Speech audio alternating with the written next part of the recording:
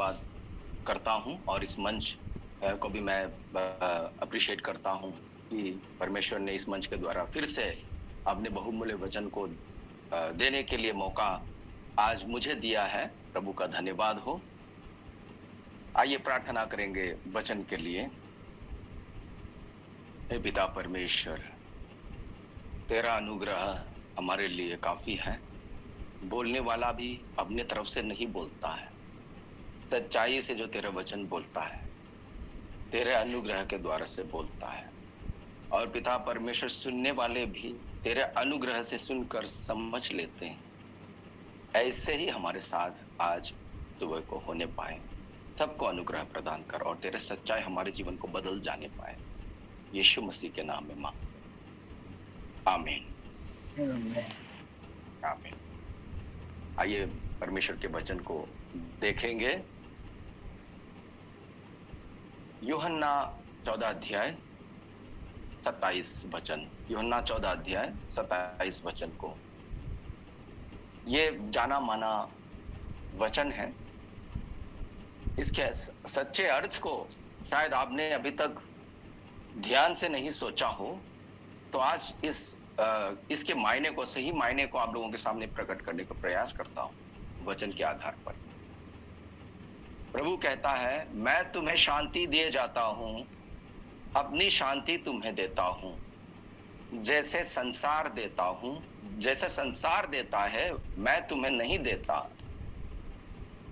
मैं तुम्हें शांति दिए जाता हूं, अपनी शांति तुम्हें देता हूं। जैसे संसार देता है मैं तुम्हें नहीं देता। हालेलुया। यीशु मसीह कितनी बड़ी बात को कही है। मैं अपनी शांति तुमको देने वाला हूं, परंतु मेरी शांति जो है संसार वाली शांति से भिन्न है, अलग है।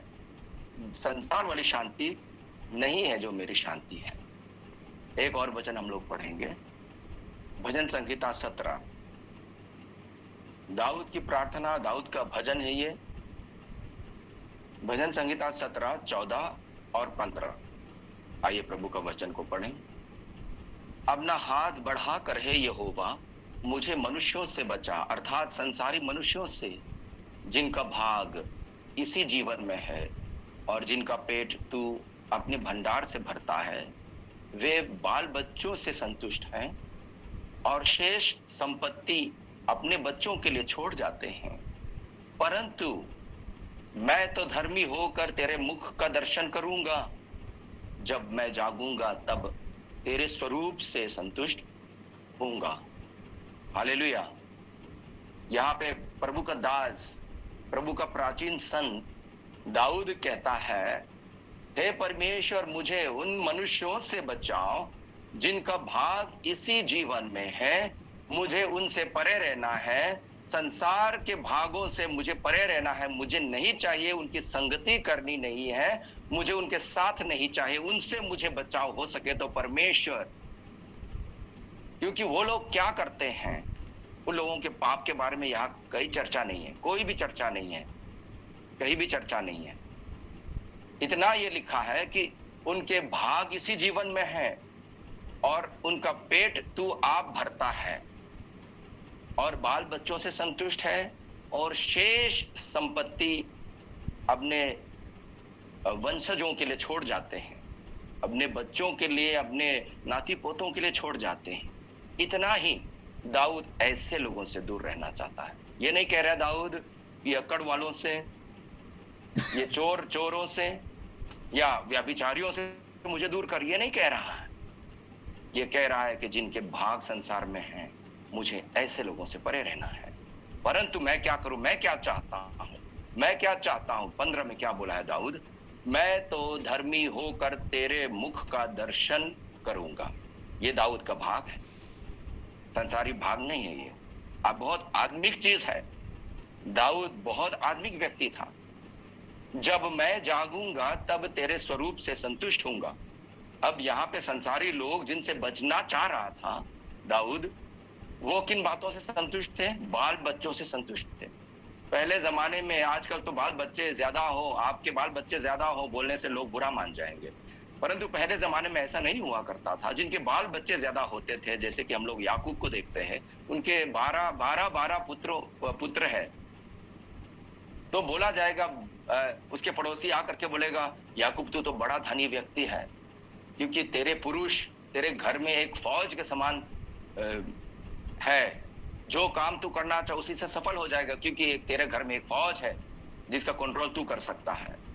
तो इस तरीके से उन बाल संसार के पावर से उस जमाने में अगर बाल बच्चों से संतुष्ट होने का अर्थ यही होगा कि हमारे जो संपत्ति है सुरक्षित होगा, वो तो होगा ही, हमारे आगे भविष्य जो हमारे खानदानी भविष्य जो है सुरक्षित है।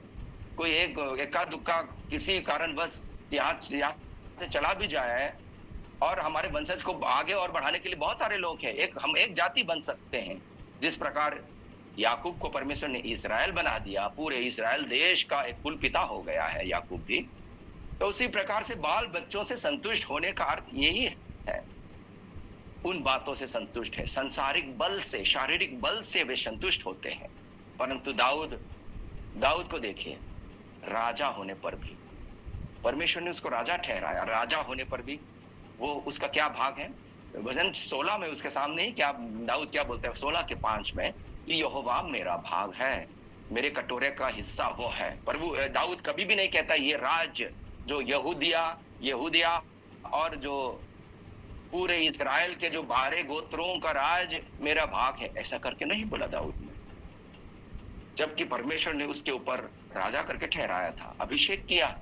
अभिषेक करने वाला परमेश्वर है, राज को देने वाला परमेश्वर है। परंतु दाऊद नहीं समझता है कि मेरा भाग यहाँ है।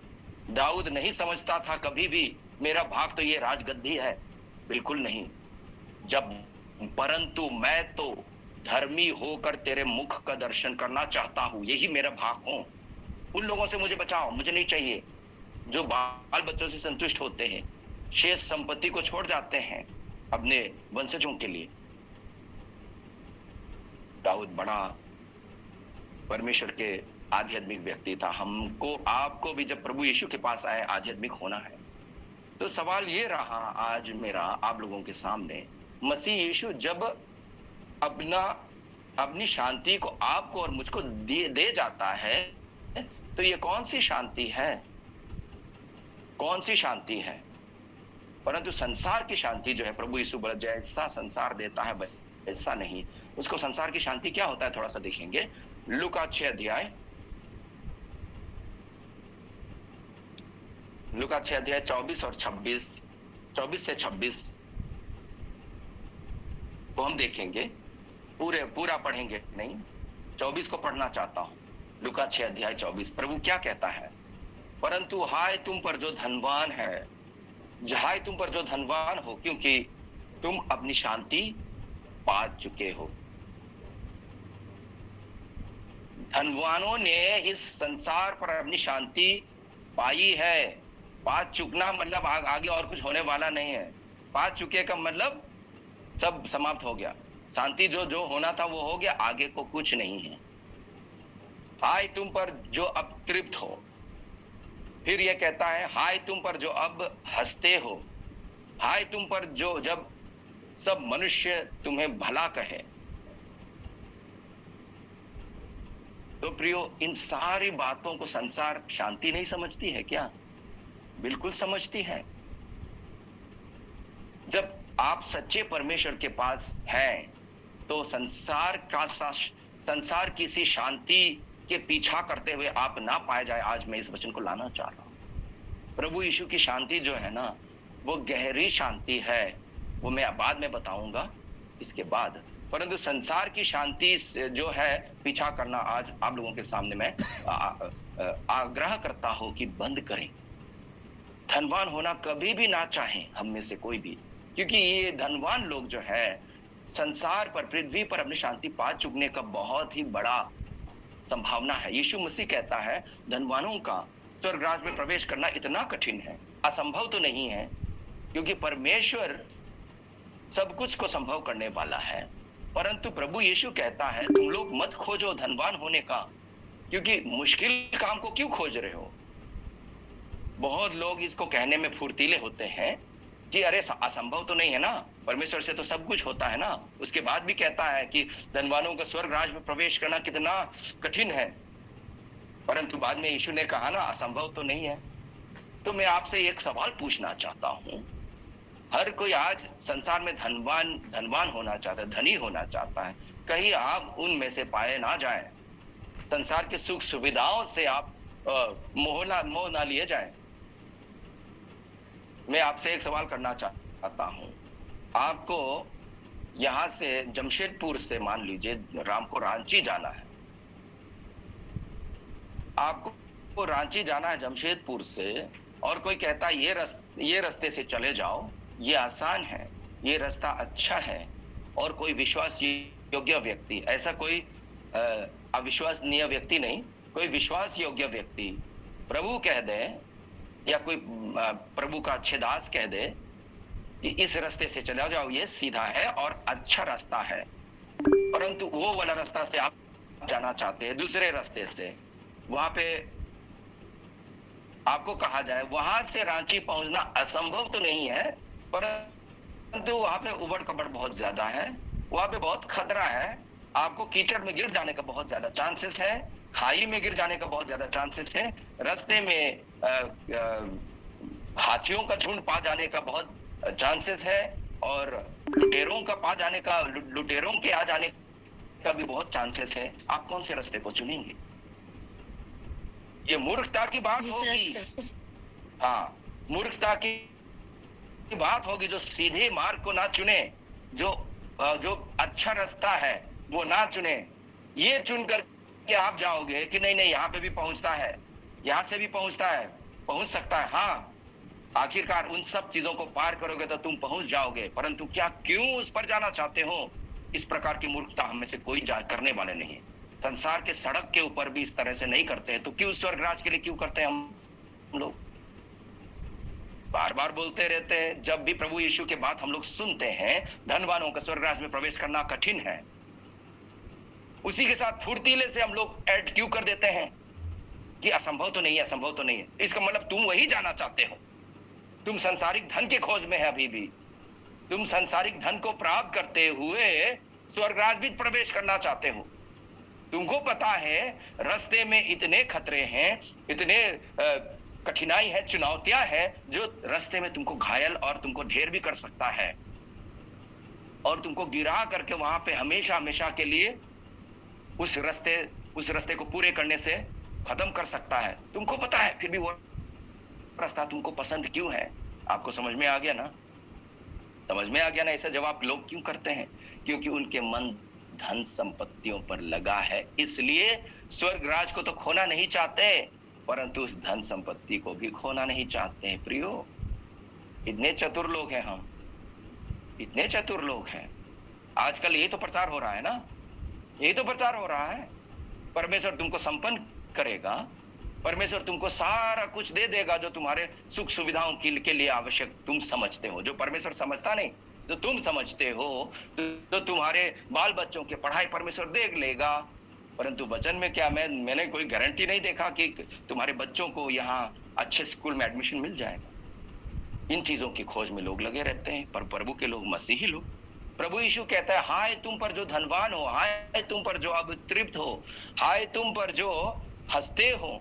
हम लोग तो हंसने के लिए प्रार्थना करते हैं, हम तो हमारे दुख खत्म होने के लिए प्रार्थना करते हैं। प्रभु यीशु उल्टा कहता है, धन्य है वे जो शोकित है, क्योंकि उन्हें शांति मिल जाएगी, मेरे तरफ से मैं शांति दूंगा।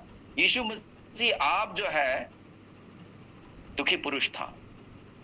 दुखी इसलिए नहीं था कि अपने लिए चिंता करता था, दुखी इसलिए होता था कि संसार के लिए चिंता करता था, दुखी इसलिए होता था कि अपने चेलों के लिए बोझ के साथ पिता के सामने प्रार्थना रखता था, जिनमें से हम लोग यूहन्ना 17 अध्याय को भी हमारे सामने देखने को मिलता है। वेदना के साथ प्रभु यीशु अपने चेलों के लिए प्रार्थना किया है। यीशु मसीह दुखी पुरुष था, हंसी और खुशी की खोज नहीं करता था, तब भी उसके पास शांति थी, और वो अपने शांति को हमें देता है। क्या यीशु मसीह का शांति को ले रहे हैं आप? अब लाजरस और धनी व्यक्ति के विषय हम लोग देखते हैं, तो अब्राहम ने उस धनी व्यक्ति को क्या कहा? 25 में मैं पढ़ता हूं, 16:25, लूका 16:25। परंतु अब्राहम ने उस धनवान व्यक्ति से कहा, हे पुत्र, स्मरण कर कि तू अपने जीवन में अच्छी वस्तुएं ले चुका है और वैसे ही लाजर बुरी वस्तुएं, परंतु अब वह यहां शांति पा रहा है और तू तड़प रहा है। यही हुआ ना? यीशु मसीह जो बात कही, हाय तुम पर जो धनवान हो, तुम अपनी शांति पा चुके हो, तुम अपनी शांति पा चुके हो। यही उस धनवान के साथ भी हुआ, जो लाजर, जिसके आंगन पर लाजर रखा जाता था, उसी के साथ यही हुआ। उसने अपनी सारी शांति पृथ्वी पर पा ली और इस जीवन के समाप्ति के बाद अगले जीवन में वो तड़प रहा है। और लाजर जो है, इस जीवन में उसको कोई शांति नहीं मिली, रोग से उसको छुटकारा नहीं मिला, बीमारी से उसको परमेश्वर ने दूर नहीं किया उसके बीमारी को, और उसके कंगालपन को दूर नहीं किया परमेश्वर ने। वो कंगाल अवस्था में मरा लाजर। तो क्या लाजर के पास प्रभु यीशु की शांति थी? बिल्कुल थी। तो क्या आपको क्या चाहिए बोलिए? आजकल ये प्रचार किया जाता है, एक गीत मैं जानता हूं, मैं उसको गाने से मैं मना करता हूं, इनकार करता हूं, बीमारी से, गरीबी से, श्राप से, और आगे मैं नहीं जानता हूं। अच्छे चीजों के बीच में यीशु तेरा नाम सबसे ऊंचा है, ये गीत है, अच्छा है, यीशु का नाम ऊंचा है, परंतु उसमें थोड़ा सा डाल दो जो यीशु के शिक्षा के अनुसार नहीं। गरीबी से प्रभु यीशु आपको बचाने का कभी भी कहीं भी वायदा नहीं किया, और लोग गरीबी को श्राप बना देते हैं। लाजर तो बहुत बड़ा श्राप उस हिसाब से। तो आपको सोच समझने की आवश्यकता है। आजकल बहुत सारे नाना प्रकार के अपने अपने स्टाइल में लोग परमेश्वर के वचन को बोलने का तरीका अपना अपना निकाल रहे हैं, परंतु परमेश्वर का सच्चा सुसमाचार स्थिर और दृढ़ है, वही सामर्थ्य सुसमाचार है। फिर से मैं कह देता हूं, इस जीवन के तकलीफों से छुटकारा, इस जीवन से तकलीफों को अवॉइड करवाना यीशु मसीह का छुटकारा नहीं है। इस जीवन की परेशानियों से छुटकारा वो सुसमाचार का मूल नहीं है। उन चीजों को देने के लिए मसीह यीशु नहीं आया था। इस कारण से आप ध्यान किए होंगे, जब इतने सारे बीमार लोग यीशु के पास चंगे होने के लिए आ जाते थे, परंतु जब प्रभु यीशु उसके प्रार्थना का समय आता था, उन सबों को छोड़ करके भाग जाता था। एकांत होने के लिए, एकांत में प्रार्थना करने के लिए भाग जाता था, क्योंकि उसको पता है दुनिया में बीमारियों को मिटाने के लिए नहीं, दुनिया में गरीबी को मिटाने के लिए नहीं आया हूं, दुनिया में अनंत जीवन देने के लिए, लोगों को असली शांति प्रदान करने के लिए आया हूं। तो आज उस असली शांति को ध्यान से सुनिएगा, आप लोगों के सामने प्रकट करना चाहता हूं।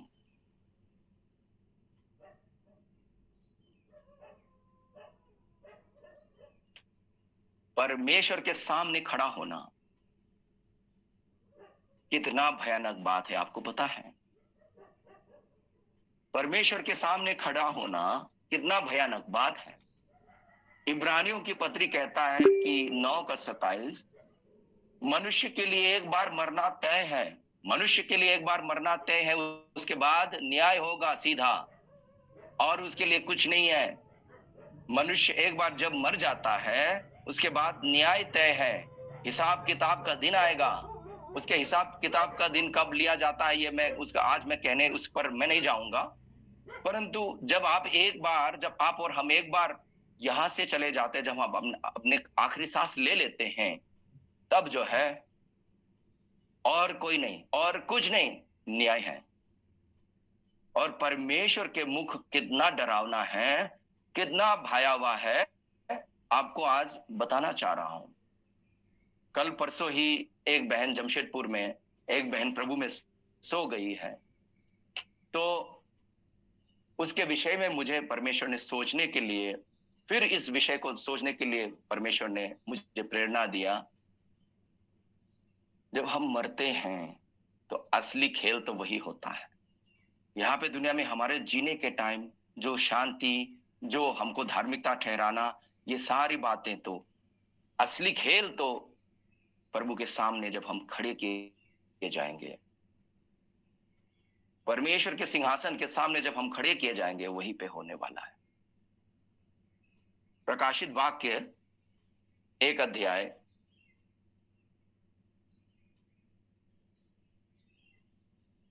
प्रकाशित वाक्य 1 अध्याय 12 से 17 में पढ़ता हूं। यूहन्ना प्रभु का एक करीबी चेला यह कहता है, तब मैंने उससे जो मुझसे बोल रहा था देखने के लिए अपना मुंह फेरा, और पीछे घूमकर मैंने सोने की 7 दीवटें देखी, और उन दीवटों के बीच में मनुष्य के पुत्र सदृश एक पुरुष को देखा, जो पांवों तक का वस्त्र पहने और छाती पर सोने का पटुका बांधे हुए था। उसके सिर और बाल श्वेत ऊन वरण पाले के समान उज्जवल थे, और उसकी आंखें आग की ज्वाला के समान थीं। उसके पांव उत्तम पीतल के समान थे, जो मानो भट्टों में तपाया गया हो, और उसका शब्द बहुत जल के शब्द के समान था। वह अपने दाहिने हाथ में 7 तारे लिए हुए था, और उसके मुख से तेज 2 धारी तलवार निकलती थी। उसका मुंह ऐसा प्रज्वलित था जैसा सूर्य कड़ी धूप से के समय चमकता है। जब मैंने उसे देखा तो उसके पैरों पर मुर्दा सा गिर पड़ा। उसने मुझ पर अपना दाहिना हाथ रखकर कहा, मत डर, मैं प्रथम और अंतिम और जीवता हूं। हालेलुया। यीशु मसीह जिससे वो प्रेम करता था, और जो यूहन्ना को प्रेम करता था, यूहन्ना यीशु मसीह को प्रेम कर बहुत करता था, और मसीह यीशु भी यूहन्ना को बहुत प्रेम करता था। यहां तक कि प्रभु के सीने में, यानी प्रभु के साथ साथ, प्रभु के शारीरिक करीबी के साथ चला करता था। परंतु जब यीशु मसीह की महिमा उसके सामने प्रकट हुई तो वो ऐसा भय से मृतक सा हो गया, ऐसे डर के मारे मृतक सा हो गया। उसके सामने अपने मुंह के बल गिर गया और मरा हुआ सा जैसा हो गया है। आप समझ सकते हैं, उसको पता है ये कौन है, उसको पता है ये यीशु के व्यक्तित्व का पहचान है उसके यूहन्ना के पास। फिर भी यीशु की पूरी पूरी महिमा के सामने यूहन्ना मृतक समान हो गया। प्रभु को बोलना पड़ा, मत डर। अपने हाथ उसके कांधे पर रखना पड़ा, अपने दाहिना हाथ बढ़ाना पड़ा प्रभु को, मत डर। क्योंकि परमेश्वर की पवित्रता, परमेश्वर की महिमा इतना भयानक है। पुराने नियम में यशाया ने दर्शन देखा 6 अध्याय में कि यहोवा के भवन में, मैं यहोवा के सिंहासन में उसका दर्शन मैंने किया। पवित्र पवित्र पवित्र सेनाओं का यहोवा, स्वर्गदूत भी उसका दर्शन करने से डरते हैं। स्वर्गदूत 6 पंख लिए हुए करूब जो है, उसकी स्तुति प्रशंसा करते, अपने मुंह को ऐसा ढाके हुए, एक पंख 2 पंख से, और 2 पंख से अपने आप को उड़ाते फड़फड़ाते हुए, और 2 पंख से अपने पांवों को ढांपते हुए प्रभु की स्तुति महिमा करते हैं। पवित्र पवित्र पवित्र सेनाओं का यहोवा। यशाया को भी ऐसा भय छा गया, ये कहने लगा, हाय मुझ पर, हाय मुझ पर, मैं अशुद्ध होठ वाला हूं। मैं इन आंखों से सेनाओं के यहोवा को दृष्टि की, अब तो मैं नष्ट हो गया हूं। परंतु परमेश्वर ने उस पर अनुग्रह किया। यशाया पूरा डरा हुआ था, क्योंकि प्रियो, परमेश्वर की महिमा के सामने कोई टिक नहीं पाएगा। परमेश्वर की महिमा के सामने कोई टिक नहीं पाएगा। उसके सामने शांति से खड़े रहने के बातों को शांति की बात समझो, ना कि दुनिया के लोगों के सामने शांति शांति से खड़े रहने का, संतुष्टि के साथ खड़े रहने की बातों को शांति मत समझो, क्योंकि असली परीक्षा, असली बात तो आने वाली है। प्रकाशित वाक्य 6 अध्याय में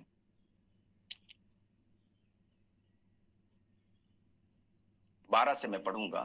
प्रकाशित वाक्य 6 अध्याय 12 से 17।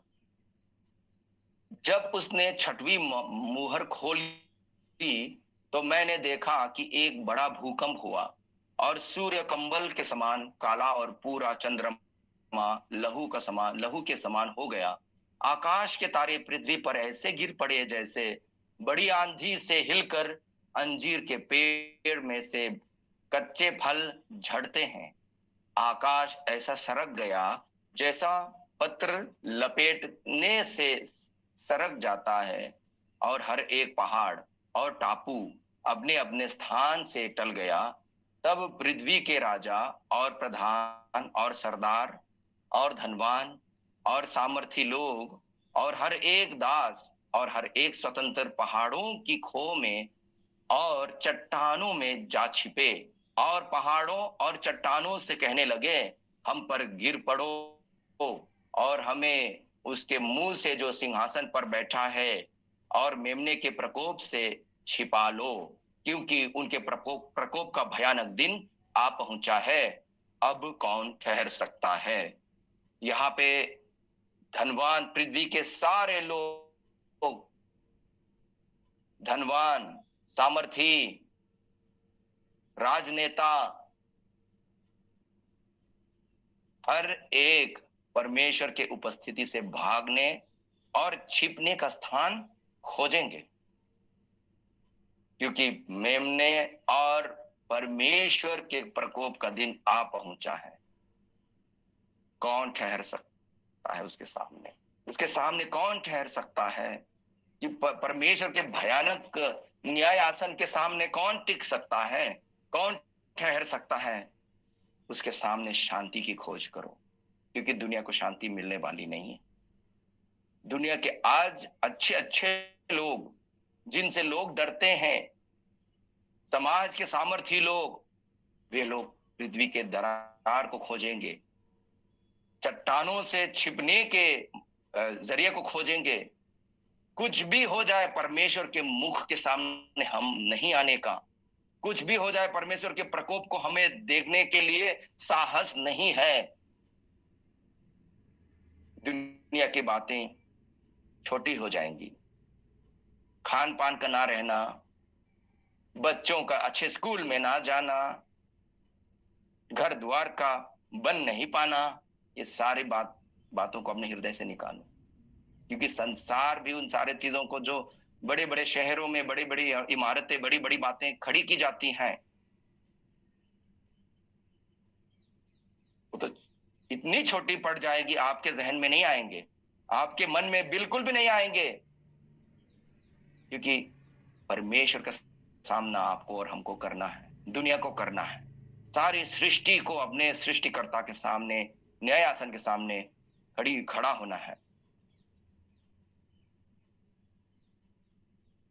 प्रकाशित वाक्य 20 अध्याय फिर ये कहता है उसी बात को, 20 का 11 में, फिर मैंने एक बड़ा श्वेत सिंहासन और उसको जो उस पर बैठा हुआ है देखा। उसके सामने से पृथ्वी और आकाश भाग गए और उनके लिए जगह न मिली। परमेश्वर के सिंहासन के सामने आकाश और पृथ्वी डर के मारे भाग जाए, ये होने वाला है, क्योंकि परमेश्वर की पवित्रता, परमेश्वर की महिमा, उससे बढ़कर कुछ नहीं है। उससे बढ़कर आपको चिंता में करने की, अपने हृदय में, मन, आपके चित्त में रखने की कोई योग्य बात नहीं है। उस महिमा और उस भयंकर प्रकोप से बचने की शांति, उसी को बड़ी शांति समझकर आपको चलना है।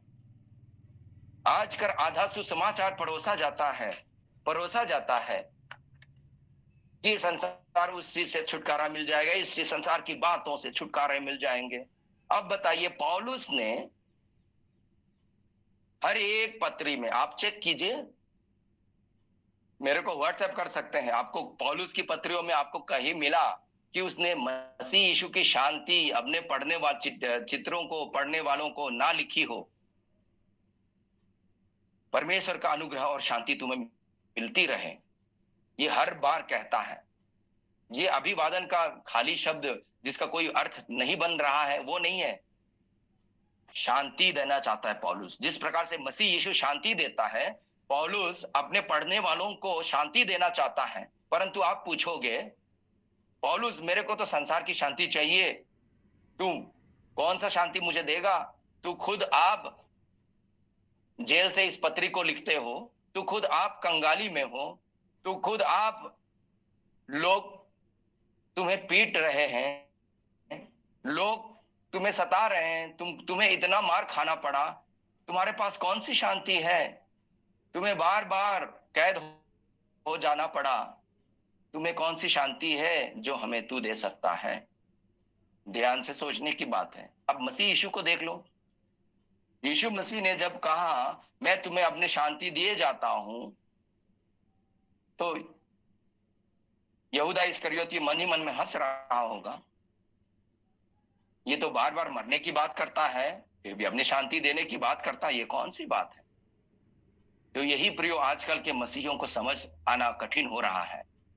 कहीं ऐसा ना हो आप भी उनमें से पाए ना जाओ। मैं यकीन करता हूं कि आप में से बहुत लोग मेरे बातों को अच्छे से पहले से ही जान चुके हैं कि असली शांति क्या होता है।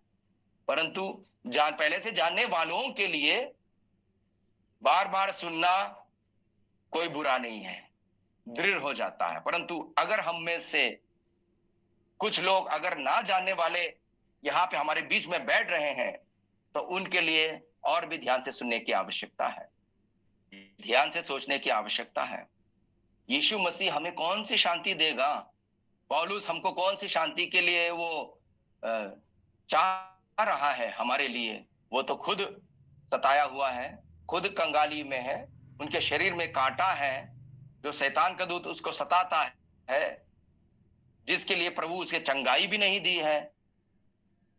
तो इसका मतलब जो है, मसीह यीशु की शांति सांसारिक शांति नहीं है, शारीरिक शांति नहीं है।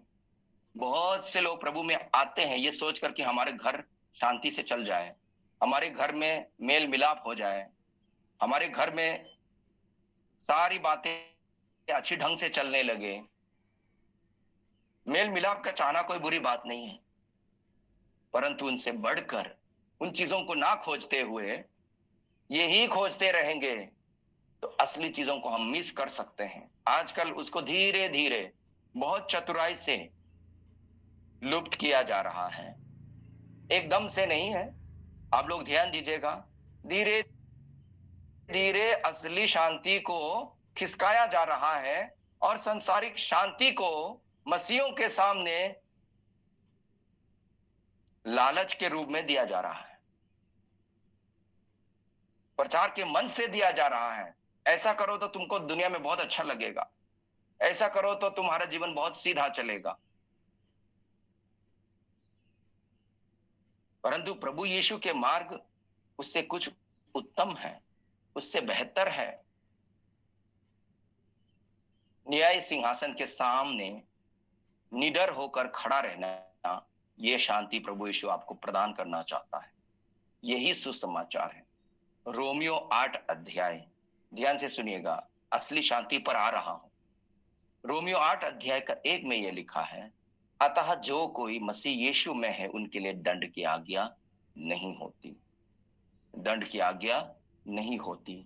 इस पद ने मुझे अपने हृदय के अशांति से आजाद कर दिया। परमेश्वर जो है मुझे धर्मी ठहराने वाला है, और न्याय सिंहासन के सामने परमेश्वर मुझसे कभी भी नहीं पूछेगा तुमने इस पृथ्वी पर कितना कमाया है। न्याय आसन के सामने परमेश्वर मुझे कुछ कभी भी नहीं पूछेगा तुमने कितने घर बनाए हैं। परमेश्वर मुझसे पूछेगा क्या तू मसीह यीशु में है? अगर मसीह यीशु में है तो तुम्हारे लिए दंड की आज्ञा नहीं। हालेलुया। न्याय सिंहासन के सामने हमें धर्मी होकर खड़ा रहना, यही हमारी असली शांति है। इस शांति के चक्कर में सारे दुनिया की शांति आपको जो मिल सकती थी उसको ठुकराना पड़ेगा। दो रास्ते को आप नहीं अपना सकते। दुनिया दुनिया में आपको धन संपत्ति भी चाहिए, दुनिया में आपको अपना आदिवासी स्टेटस भी चाहिए, रिजर्वेशन भी चाहिए। लोग बोलेगा कि तुम प्रभु यीशु को स्वीकार कर लिया, तुम आदिवासी के में नहीं गिना जाएगा। तो अभी भी आज उसके डर में हैं आप? ये कौन सी शांति है? बेदखल करने के डर में हैं आप? ये कौन सी बात है? ये आपकी शांति को ये बात आपकी शांति को हिला सकती है, तो इसका मतलब न्याय सिंहासन के सामने धर्मी होकर खड़ा रहने के शांति आपके पास शायद नहीं है। उस शांति के मूल्य को नहीं समझ रहे हो। पौलुस तो अच्छी तरह से समझ गया था, जो इसलिए ये कहता है, जो जो मेरे लिए लाभ की बातें हैं उन सबों को मैंने कचरा समझ लिया है, कचरा समझ लिया है। मसीह की पहचान की उत्तमता के कारण से उन सारे चीजों को हानि, कचरा मेरे लिए कूड़ा हो गया है। अभी भी आज उन चीजों को चाहते हैं, उन चीजों को पकड़े रहना चाहता है जो आप खो सकते हैं। उन चीजों को खोने के डर से आप अशांति में पड़े हुए हो। जब आपको असली चीज मिल गया, अपना भाग मिल गया, छोटी छोटी बातों का ना रहना, छोटी छोटी बातों से आप वंचित हो जाना, ये आपके शांति को भंग कर सकता है। तो इसका मतलब है आपके अंदर वो परमेश्वर के सामने, न्यायिक सिंहासन के सामने खड़े होने की शांति को समझ नहीं है, उसकी समझ नहीं है, और ना ही उसका डर है, ना ही उसका भनक है। आपको पता नहीं है इन वचनों को जो मैंने अभी पढ़ा, उनके परमेश्वर के सामने आकाश और पृथ्वी भाग जाएंगे और कोई मायने नहीं रखेगा कि आप धनवान थे या आप ज्ञानवान थे, पृथ्वी के बड़े नेता थे या नहीं, कोई मायने नहीं रखेगा। परंतु जब पृथ्वी के धनवान, ज्ञानवान और बड़े नेता और प्रधान लोग भाग जाएंगे, सच्चा प्रभु का विश्वासी धर्मी होकर आनंद से, दृढ़ता के साथ उस न्याय सिंहासन के सामने खड़ा हो सकता है। हालेलुया। यही सुसमाचार है, यही सुसमाचार है। हियाव के साथ इब्रानियों की पत्री क्या कहता है? आओ हम परमेश्वर के उस पवित्र स्थान को हियाव के साथ उस पर प्रवेश करें, उसके निकट आए, परमेश्वर के निकट आए, क्योंकि हमारे लिए लहू चढ़ाया गया है, जो हमारे पापों को ढांपता है, जो हमारे पापों को मिटाता है, जो हमारे पापों का हिसाब किताब का चुकता किया है। यीशु मसीह ने आपके हर एक पाप, यहां तक कि भविष्य में जो आप चूक करने वाले हैं, उसका चुकता 2000 साल पहले कर लिया है। आप प्रभु में पाए जाओ, आप प्रभु में पाए जाओ, क्योंकि वे शरीर के अनुसार नहीं वरन आत्मा के अनुसार चलते हैं। अतः अब जो मसीह यीशु में है उन पर दंड की आज्ञा नहीं, क्योंकि वे शरीर के अनुसार नहीं वरन आत्मा के अनुसार चलते हैं। डरने की अब कोई जरूरत नहीं है।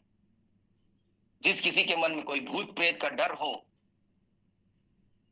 जिस किसी के मन में कहीं एक्सीडेंट में मर जाने का डर हो, मैं आज आपको कहना चाहता हूं, इन छोटी मोटी बातों से डरने की जरूरत नहीं है।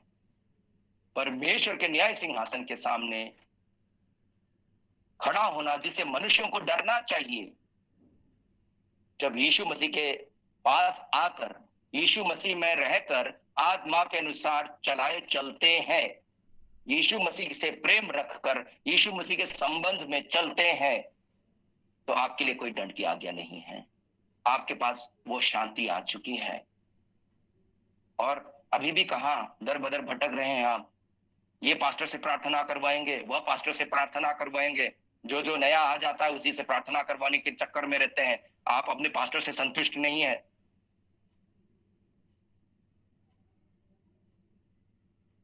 कहीं ऐसा तो ना हो कि आपके अंदर शांति अभी तक आया ही नहीं, असली शांति आई नहीं है। परमेश्वर के एक और वचन सुन लीजिए, रोमियो 8:31 में, अतः हम इन बातों के विषय में क्या कहें? यदि परमेश्वर हमारी ओर है तो हमारा विरोधी कौन हो सकता है? 33 में, परमेश्वर के चुने हुओं पर दोष कौन लगाएगा? परमेश्वर ही है जो उनको धर्मी ठहराने वाला है। फिर कौन है जो दंड की आगे देगा? मसीह ही है जो मर गया, वरन मुर्दों में से जी भी उठा, और परमेश्वर के दाहिनी ओर है और हमारे लिए निवेदन भी करता है। हालेलुया। धर्मी ठहरना, परमेश्वर के मुख के सामने धर्मी ठहरना, इस बात से बढ़कर कुछ नहीं है।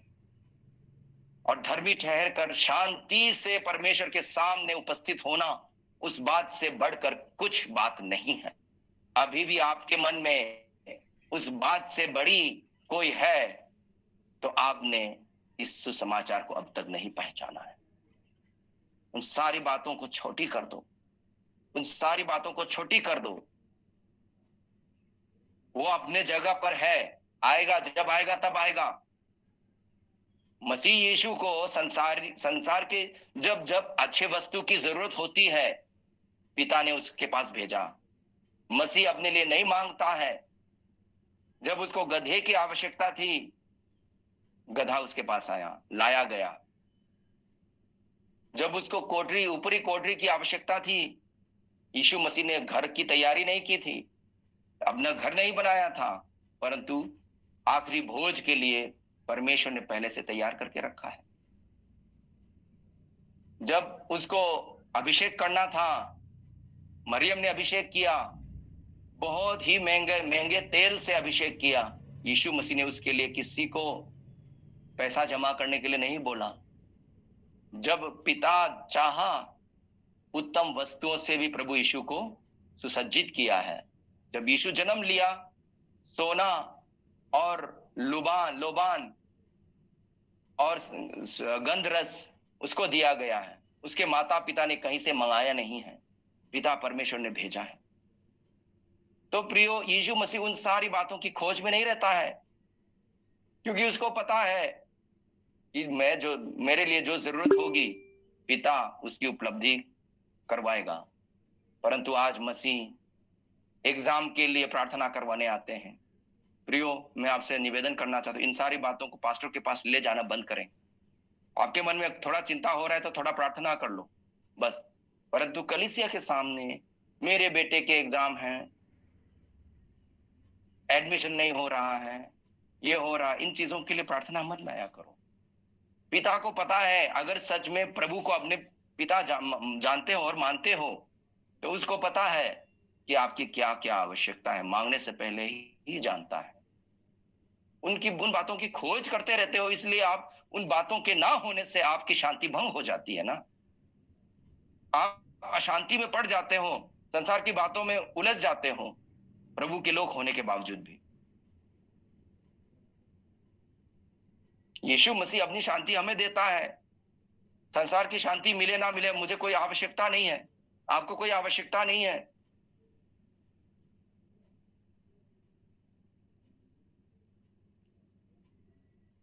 दाऊद के जीवन में हम लोग आखिरी बार के लिए वापस आएंगे, जब दाऊद कहता है कि मैं तो धर्मी होकर तेरे मुख का दर्शन करूंगा, और जब मैं मरने के बाद जागूंगा, तेरे स्वरूप से संतुष्ट होऊंगा। दाऊद राजा था, परंतु कभी भी परमेश्वर के पास हे पिता परमेश्वर, मुझे राजा बना दो, मेरा अभिषेक कर दो करके नहीं गया। पिता खुद उसके पास आया, अपने दास को भेजता हुआ और अभिषेक किया।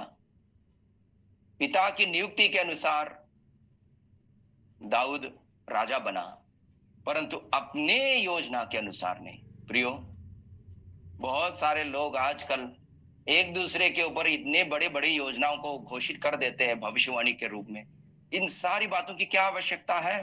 प्रभु आपके घर को ऐसा कर देगा, प्रभु आपके कलीसिया, आपके चर्च बिल्डिंग को ऐसा बड़ा कर देगा, वैसा बड़ा कर देगा। परमेश्वर करना चाहेगा तो कोई नहीं रोक सकता है, कोई नहीं रोक सकता है। उन अरमानों को इंसानों के हृदय में भरने की क्या जरूरत है? कई भविष्यवक्ता के नाम से जो भविष्यवाणी करते हैं, वो तो झूठ भी निकलते हैं बहुत सारे। आनंद फानन में बोल देते हैं लोगों को खुश करने के लिए, प्रभु तुम्हारा ये करने वाला है, प्रभु तुम्हारा वो करने वाला है। मसीहत में सांसारिक शांति का बढ़ावा बहुत दिया जा रहा है प्रियो, चौकस रहना। अंतिम दिन में कई झूठी शिक्षाएं आएंगी, झूठे शिक्षक आएंगे। यही तो है, कोई थोड़ी ना बोल करके आपके पास आएंगे कि मैं झूठा शिक्षक हूं, मेरी बातों को सुनो। ये बोलकर कौन आएगा? मसीह के नाम से मसीह की बातों को ही लेकर के आएगा, परंतु उन बातों में मसीह की शांति को धूमिल करते, धीरे धीरे वो पिक्चर से थोड़ा दूर करते जाते, परंतु अपनी वाला सांसारिक वाला शांति को बढ़ाते जाते। यही शैतान का काम करने का तरीका है। आपको समझने की आवश्यकता है, मुझको समझने की आवश्यकता है प्रियो।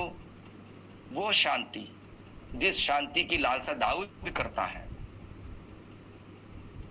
कि मैं तो धर्मी होकर तेरे मुख का दर्शन करूंगा, यही मेरा भाग है। मुझे संसारी भाग नहीं चाहिए, मेरा राज मुझसे छीन लिया जाए, मुझे कोई दिक्कत नहीं है, क्योंकि यहोवा मेरा चरवाहा है, मुझे कुछ घटी नहीं है। ये दाऊद का भजन है, दोनों दाऊद का भजन है, क्योंकि दाऊद अपने मंजिल पर, अपने उस पर क्लियर है, मैं क्या चाहता हूं। 16 में क्या बोला? मेरा भाग तो यहोवा ही है, ये मेरे कटोरे का हिस्सा है, मेरी शांति उसी में ही रहेगी। अन्य बातों का होना ना होना मेरी शांति का मूल नहीं है। इससे कोई मुझे फर्क नहीं पड़ता। जो मेरी आवश्यकता है वो मुझसे ज्यादा पिता जानता है।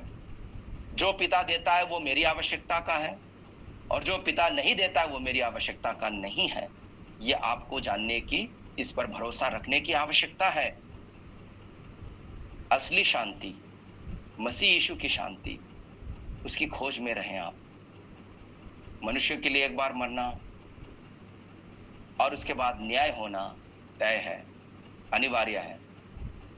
उसी दिन की शांति यही असली शांति है, और प्रभु में आपकी शांति बढ़ती जाएगी।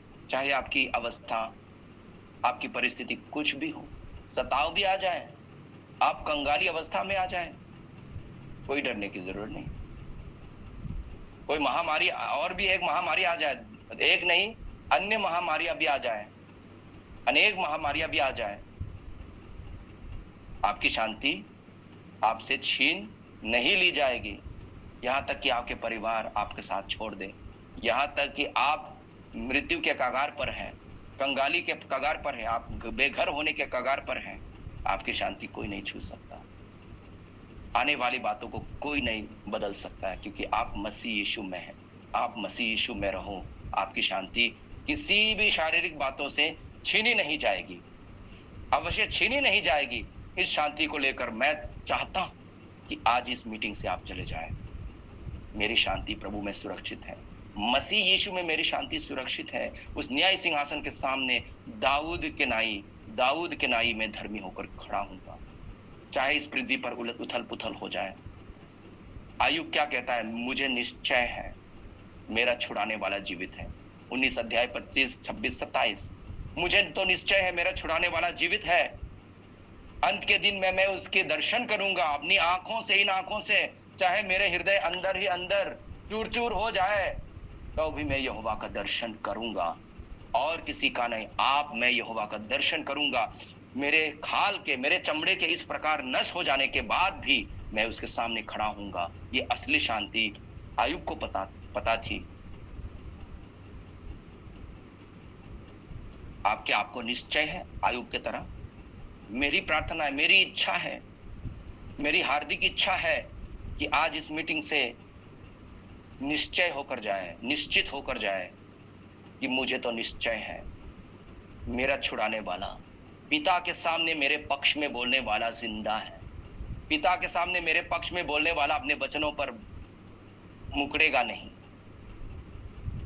पिता के सामने मेरा वकील, मेरे पक्ष में बोलने वाला यीशु मसीह जिंदा है।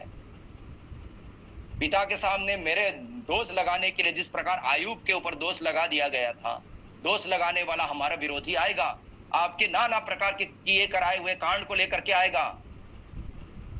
इसने तो ऐसा पाप किया, उंगली आपके ऊपर उठाएगा, इसने तो ऐसा पाप किया था, वैसा किया था।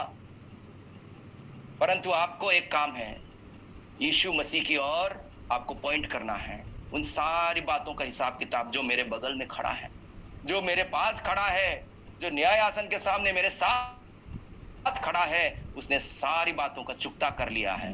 अब मेरा रिकॉर्ड नहीं, एक धर्मी का रिकॉर्ड देखा जाएगा। वो धर्मी कौन है? मसीह यीशु। उसने कभी पाप नहीं किया है, उसके रिकॉर्ड को देखा जाएगा। वो मेरे रिकॉर्ड में गिना जाएगा, वो मेरे लेखे में गिना जाएगा, मेरे खाते में गिना जाएगा। यही तो सुसमाचार है। आपके परफॉर्मेंस, आपके धार्मिकता के मार्ग में चलना आपको उद्धार का परिणाम नहीं दे सकता है। न्याय सिंहासन के सामने निडर होकर आपको खड़ा नहीं कर सकता है। पिता के सामने आपका जितने भी अर्पण है, जितने भी समर्पण है, जितने भी जो भी आपने किया है प्रभु के नाम से, वे सारी बातें आपको उद्धार देने के लिए कुछ काम के नहीं है। सिर्फ और सिर्फ यीशु मसीह जो आपके साथ खड़े रहेंगे। उसने वायदा किया है, जो कोई मेरा स्वीकार करेगा, जो कोई मुझे मान लेगा, मैं उसको मानूंगा। हालेलुया। मैं उसको मानूंगा, न्याय आसन के सामने मैं उसको मानूंगा। यीशु मसीह ने वायदा किया। इससे बढ़कर और कौन सी शांति आपको आवश्यकता है? और कोई आवश्यकता नहीं है। यही शांति यीशु मसीह आपको और मुझको देने आया है। और जितनों ने इस शांति को पा चुके हैं, उनके लिए मैं परमेश्वर का धन्यवाद करता हूं। और किसी ने ना पाया हो तो मेरी इच्छा है कि आज पालो, यीशु मसीह की शांति को पालो। आइए प्रार्थना करें।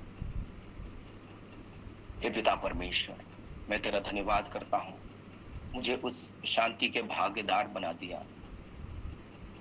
और पिता परमेश्वर, जितने भी आज इस मीटिंग में भाई बहन, तेरे दास दासी सब जुड़े हैं, उस शांति के हकदार बनने पाए पिता परमेश्वर।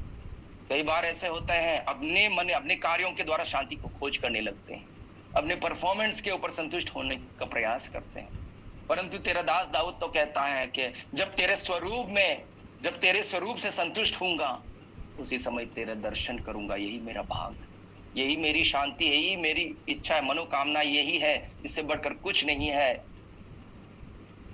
पिता परमेश्वर, इन भाई बहनों को झूठी शिक्षाओं से बचा ले और सच्चे शिक्षाओं को इस भारतीय मसीहत में, सच्चे सुसमाचार को पवित्र आत्मा इस सुनने वालों के द्वारा फैला दे। सच्चा सुसमाचार जो मनुष्यों को धर्मी ठहराने वाला सुसमाचार, पिता के सामने निडर होकर या बांधे हुए न्याय आसन के सामने खड़े रहने वाला सुसमाचार, और प्रभु यीशु मैं होकर शरीर में नहीं परंतु आत्मा में चलने के सुसमाचार को हर किसी के पास पहुंचाने के लिए पवित्र आत्मा सहायता कर, अपने वचनों को आशीष दे। विनती प्रार्थना प्रभु यीशु के नाम में मांगते हैं, आमीन। आमीन, आमीन, आमीन।